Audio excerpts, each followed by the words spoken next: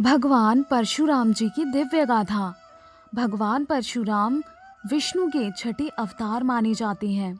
वे एक ऐसे अद्भुत अवतार हैं जिसमें ब्राह्मण का ज्ञान और क्षत्रिय का पराक्रम दोनों समाहित थे। उनका जन्म अत्याचार और अधर्म के अंत के लिए हुआ था।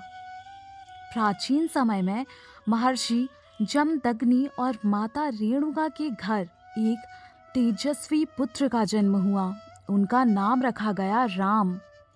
चूंकि वे परशु धारण करते थे, इसीलिए वे आगे चलकर परशुराम कहलाए।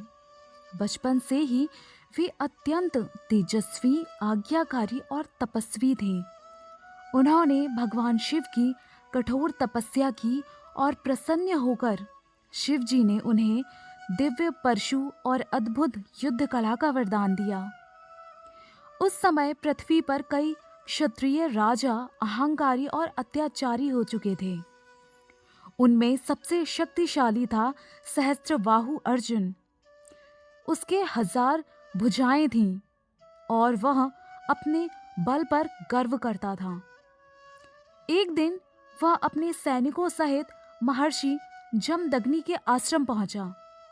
ऋषि ने अपनी दिव्य कामधेनु गाय के द्वारा उनका आदर सत्कार किया। सहस्त्रबाहु को आश्चर्य हुआ कि एक साधारण आश्रम में इतना वैभव कैसे। लालच में आकर उसने कामधेनु को बलपूर्वक छीन लिया।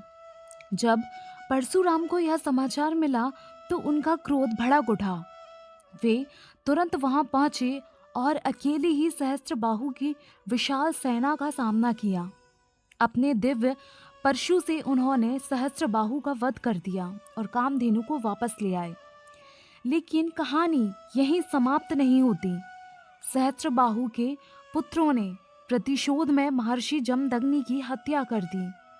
जब परशुराम ने अपने पिता का रक्त रंजित शरीर देखा तो उन्होंने प्रतिज्ञा ली, मैं 21 बार पृथ्वी को अत्याचारी क्षत्रियों से मुक्त करूंगा। उन्होंने अपनी प्रतिज्ञा पूरी की और 21 बार अधर्मी राजाओं का संहार किया। उनका उद्देश्य किसी जाति से द्वेष नहीं था, बल्कि केवल अधर्म और अत्याचार का अंत करना था। जब पृथ्वी पापों से मुक्त हो गई तो उन्होंने समस्त भूमि महर्षि कश्यप को दान में दे दी और स्वयं तपस्या के लिए महेंद्र पर्वत चले गए। परशुराम का जीवन केवल युद्ध तक सीमित नहीं था। वे महान गुरु भी थे। उन्होंने भीष्म, द्रोणाचार्य और कर्ण जैसे महायोद्धाओं को शास्त्र विद्या सिखाई। महाभारत में उनका महत्वपूर्ण स्थान है। रामायण में भी उनका उल्लेख मिलता है। जब भगवान राम ने शिव जी का धनुष तोड़ा तो परशुराम क्रोधित होकर वहां आए। उन्होंने राम को चुनौती दी, परंतु जब उन्होंने राम के तेज और दिव्यता को पहचाना तो समझ गए कि यह स्वयं विष्णु का अगला अवतार है। तब उन्होंने अपना परशु त्याग कर राम को आशीर्वाद दिया और तपस्या में लीन हो गए। परशुराम जी को चिरंजीवी माना जाता है, अर्थात वे आज भी जीवित हैं और समय आने पर पुनः प्रकट होंगे। उनका जीवन हमें सिखाता है कि जब अधर्म बढ़ता है तब धर्म की रक्षा के लिए कठोर निर्णय आवश्यक होते हैं। उनकी कथा हमें सिखाती है कि अन्याय और अत्याचार के विरुद्ध खड़ा होना ही सच्चा धर्म है।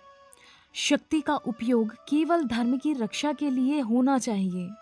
क्रोध भी तभी उचित है जब वह न्याय के लिए हो, ना कि स्वार्थ के लिए। भगवान परशुराम ज्ञान, पराक्रम और धर्म निष्ठा के अद्भुत संगम है। वे हमें यह प्रेरणा देते हैं कि जीवन में संतुलन बनाए रखते हुए अन्याय का डटकर सामना करना चाहिए।